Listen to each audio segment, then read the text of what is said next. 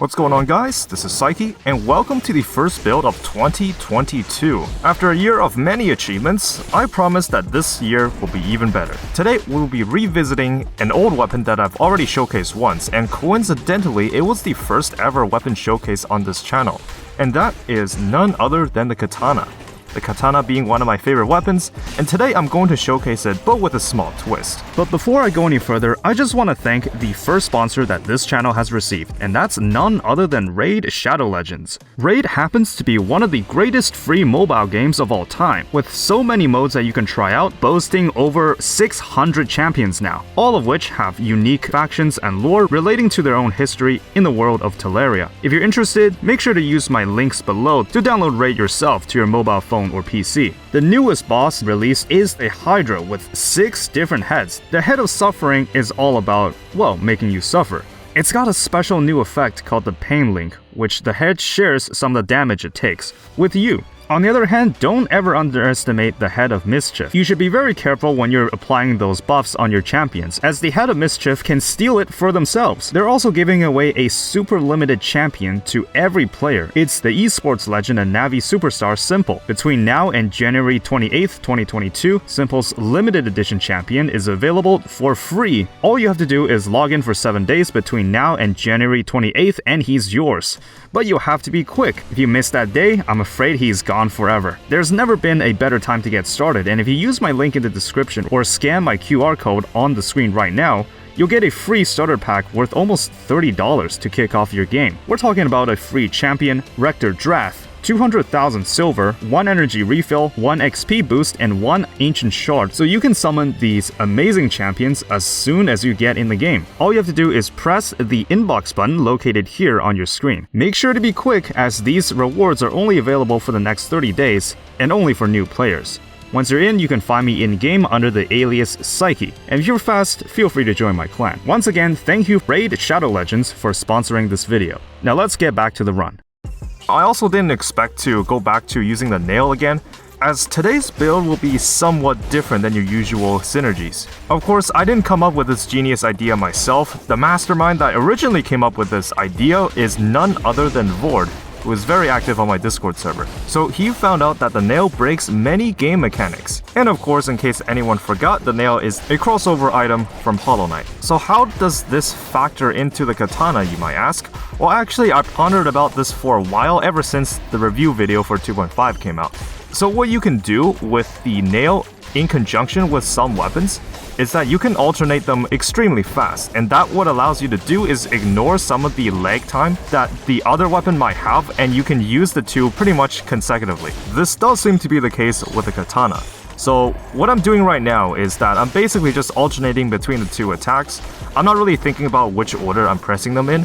And in case you're wondering, this is not a dual-binded build, though I can see how dual-bind can work in these scenarios. And in case you're wondering why I'm starting out in the ancient sewers, this is because I kinda messed up. I didn't find the katana until I reached this biome, so I didn't want to show everybody footage of me actually not using this setup, but I promised to emphasize a lot of the late game as possible. This was certainly not a build I thought I was going to showcase. It's very different than your conventional setup. I mentioned this once before, but it almost makes you feel like a shounen anime protagonist. So that's enough words, let's head into the conjunctivious fight. I managed to pick up a stun grenade of all things. Very weird choice by me, and we're just gonna hammer on conjunctivious. So it does look like the stun is somewhat useful at least. But as I'm fighting this boss, I just like to go back and kind of think about what we have accomplished on this channel so far. I'm recording this on the December 31st of 2021, and I am honestly blown away by how much support this channel has gotten. In fact, just a couple hours ago, we reached 20,000 subscribers. That is insane! And with the new DLC just on the horizon, I cannot wait to bring you guys even more content about this game. That being said though, if you guys haven't seen my update video, make sure to check it out, as I do mention some pretty important stuff regarding upload schedules and the content going forward. I'm also going to leave a link to the new channel that I'm starting. I'm not sure when that's going to be. Currently, I'm still trying to brainstorm some ideas. If you want to drop by and leave some suggestions, feel free to do so in my Discord server, which should be in the description. But speaking of new content, of course I'm going to do a live stream as soon as the new DLC comes out. In fact, I've actually registered for a Steam key for the DLC. I'm not sure whether or not I'm going to get it. If I do, perfect. But honestly, it's not that big of a deal. I mean, the DLCs are only like $5 here in Canada anyways. But it would be nice to support the developers. The katana is shredding through with conjunctivius as always. It's always been one of my favorite weapons in the game. And just like that, we're gonna move on to the graveyard. So again, really excited about this upcoming DLC. I'm not sure how you're going to access the new biomes. And another thing is that since it's endgame content, it's kind of tricky to kind of showcase that on a stream. Because in order to get to those areas, you're gonna have to go through a large majority of the game already. It's kind of different than the Bad Seed or Fatal Falls. The Bad Seed, it's pretty easy to get to the Arboretum, you just have to pass through the first level. And for Fatal Falls, yes, you do have to fight the first boss, but honestly, it's not that big of a deal. So the Queen and the Sea will most likely replace the Taipei Castle and the Throne Room biomes, along with a new boss fight. I'm still really excited on what the game has in store for us.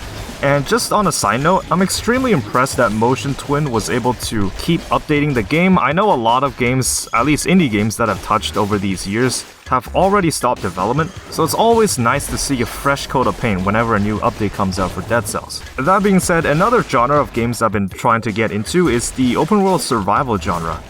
Now, you have your old school stuff like Minecraft, but recently I've been getting into a game called Valheim. And I don't know, there's just something that's really exciting about able to build whatever you want in an open world. Whether or not I'm going to branch out into that kind of content on this channel is probably unlikely, though I do plan on showcasing some other games too, especially roguelikes. That being said, I know you guys really liked my comparison video for roguelikes, whether or not something requires more skill or luck.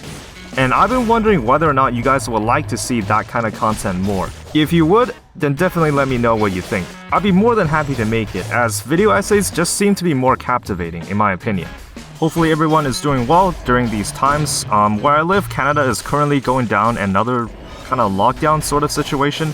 Except it doesn't really make sense. They closed down the gyms, except on Boxing Day, people are basically crowding in the malls.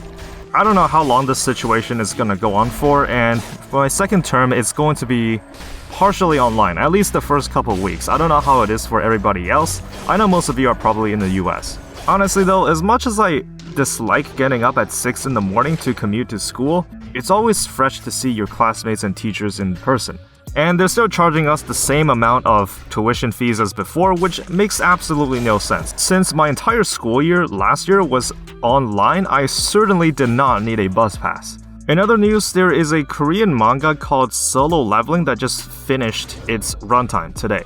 Or at least a couple hours ago, so in case anyone's interested, it's a really good series that I've been binging during my school year, so pretty excited to finally finish it off. And honestly, this is what I like about a show. It goes on for a certain amount of episodes, and then it just ends. I don't like the fact that some shows try to drag out its runtime for as long as possible. Anyways, moving forwards to the caverns. So I do think I'm going to be going to the giant for this one. Unfortunately, I'm not feeling very adventurous this time. It's the new year after all, let's just start it off nice and slow. We're gonna pick up one of my favorite skills in the game, the powerful grenade. I've seen some people say that it's not as overpowered as it seems, and yes, I do agree with that, but what I really like about the item is in its simplicity. I mean, it just does damage, that's basically all it does. You're not really looking for any specific affixes on it. As long as you press the button, stuff in front of you just die, so very handy skill, at least in my experience. And just gonna ignore this little mishap of me taking damage from the orbs. Doesn't happen often, but you just hate to see that. And another thing about this setup is that usually you definitely don't want like two main hand weapons, because I would consider both the nail and the katana to be kind of what you'll be using most of the time. So it's kind of strange to alternate them and use them both in combination. But honestly, it's kind of awkward how the movement goes, but I'm not really minding it too much. As long as it deals damage, I don't really have a problem with it. So in case everybody's wondering, my first ever showcase on this run is the katana build. I believe I advertised it as a stealth katana build with running Predator. And how that build worked is that I just kind of hold down the attack button, so the katana has an alternate attack, and I wish more weapons did that, but essentially how the stealth build went is that you would just hold down the attack button, which turns you invisible, and then you hold down the attack button again. So it's kind of like a rinse and repeat kind of scenario. Essentially, you can clear out every single monster in a biome without them even knowing that you're there. And for a while, when my channel was just starting up, that video actually had the least amount of views. I believe it was at like 80 or something, and now it's at like 80,000. I really don't understand why that's the case, because honestly, that's not one of my best videos. In fact, since that was one of the first that I've ever made, the quality really isn't there in my opinion. But hey, such is the mystery of YouTube. You can't really predict what video performs well and what doesn't. But in terms of this build, I am doing pretty well. Essentially, I evaluate builds based on how much trouble I have with it. So for example, if a weapon doesn't do enough damage, if I need the skills to literally carry the run for me, then I'm not going to rate it too highly on my tier list. But in this case, because I'm using them in conjunction, it's actually pretty good, though you do have to sacrifice the ability to use a shield. Some people really like Acrobat Pack, but personally I find it to be a little bit too tedious to use. It's fine if you cannot find the exact parry window for real shields, but honestly I'd rather just have a shield in my offhand. But anyways, as promised, we're gonna go to the giant fight. We're gonna have a turret that applies both bleeding and poison to do some extra work. And as always, Giant is just really squishy. A lot of builds can melt through them rather easily. So I'm just gonna wait for his attack and I'm just gonna go in again. Again, I sometimes forget that I don't have a shield and I sometimes mess up my timings. Another thing about this build is that it doesn't really have good air control. You can jump in the air and do some damage, but you're still going to alternate between your skills too, as I think they are actually able to hit the fists. Some skills like the Tesla coil just straight up hit both fists at the same time, which just makes them extremely overpowered. So I believe that was a no-hit fight and we're gonna go to the Hand of the King. Unfortunately, Hand of the King is not someone you can make fun of rather easily, so it is going to be somewhat of a challenge. And I do believe that the newest DLC is going to replace this fight. I could be wrong about that, but I do know that one of the levels is a lighthouse level, and you're gonna have these three guardians chasing you, kinda like the Mantis Lords from Hollow Knight.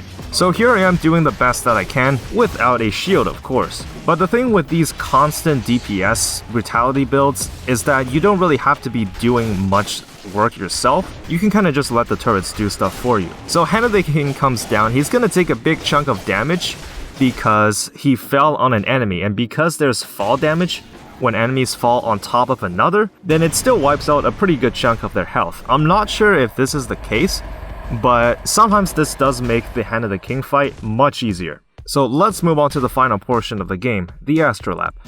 But not before I find a legendary sinew slicer in the item room. Now another question that I had is whether or not this biome will also get an alternative, since I believe the Astrolab is a biome added by the Rise of the Giant DLC, and assuming that they're going to add a brand new boss fight and a new ending to the game, I can't really imagine them doing anything that can affect this biome, since they're basically two separate DLCs altogether. I mean, I do believe this will be the end of the DLC trilogy in a way. So you got Bad Sea, you got Fatal Falls, you also got the upcoming Queen and the Sea. As for what that ending will be, I'm not really sure. I'm assuming that the Beheaded will finally be able to leave the island, and it's gonna bring a more definitive conclusion to the story. Though again, only time will tell, and I'm not even sure how you can access those new biomes in the first place. I do believe Undying Shores will be one of the locations that you can access them from, since there is a lore room with a ship that's being built. I couldn't quite remember whether or not they're going to add 9 or 10 new items, but I do know that it's going to be more than what we got in previous DLCs. So again, just like with Fatal Falls, really excited to bring you guys those items for you to check out. Though this is just me talking, but I still haven't done an Iron Staff showcase on this channel yet. Honestly, I've been looking forward to it, it's just that I don't have the time. And with the DLC just on the horizon, I'm going to showcase those things. I'm going to showcase the new stuff first, as usual. We're going to climb up this tower area, and I do believe by this point I do have a +4 to Brutality amulet. It's always nice to get them, albeit really rarely, but a +4 to your desired stat is an incredible upgrade to your power level. So I'm gonna take some damage here, but I'm just gonna go back and purchase a lot of health from the food shop. And just like that, I'm gonna showcase my build. I believe I have the highest tier of weapons possible by this stage of the game. So we're gonna meet our old friend Collector. In fact, this might be one of the last times we meet him for a while. since once the DLC comes out, I'm more likely to just go to that ending instead, since I'm sure more people are eager to see what it's all about. But first of all, let's see how this Blade Flurry build does against the Collector. This fight is still one that I still have trouble with sometimes, especially with the Collector's extending light beam attack. That one almost seems to get me for some reason. But this is the first phase, we're doing a lot of good work here. And without teleporting to the enemy room, we're gonna get in the first heal. And that was just me trying to be cool. I try to do the dash attack with the katana. I think the coolness factor also matters as for how I rate a weapon. If a weapon looks really cool, it does a really cool animation, but the damage is kind of bad, then I will at least give it kudo points for being cool. So during the enemy phase, we're gonna get in the second heal. And yeah, this is the attack that I still have trouble sometimes. You could actually sneak in some attacks every now and then between whenever he throws out the light beams. But overall, because Collector's attacks just deal so much damage, it's really risky to do that, and especially when you're so close to the end of the game, I would just rather play it safe than sorry. So there was the third heal, and we're gonna get teleported to the final room. By this point, still looking good, I have a full flask and 100% health. But let's see if I can keep this up, because I honestly can't remember. Collector's trying his best to win, throwing out his most annoying attacks at me. What can you do? Everybody wants to win, but I'm afraid this is a fight he's not going to. And just like any other bosses, Collector's attacks are not that bad as long as you get used to his moves, and I do believe that there has been rumors that the new Queen boss will be able to parry your attacks, which is kinda nuts that if you think about it. I really like these boss fights where it really goes beyond what the original game is supposed to be capable of. I do think that the Queen will definitely be one of my favorite boss fights. So we're gonna get the Panacea. Let's see how fast we can kill the Collector. He's gonna do the ground slam, and just like that, he is down. Again, this might be one of the last times we see him, since I'll be exploring the content from the new DLC probably in a couple weeks from now. Hopefully you enjoyed the first build of 2022. Can't wait till the DLC comes out, and I'll see you guys in a few days for the live stream.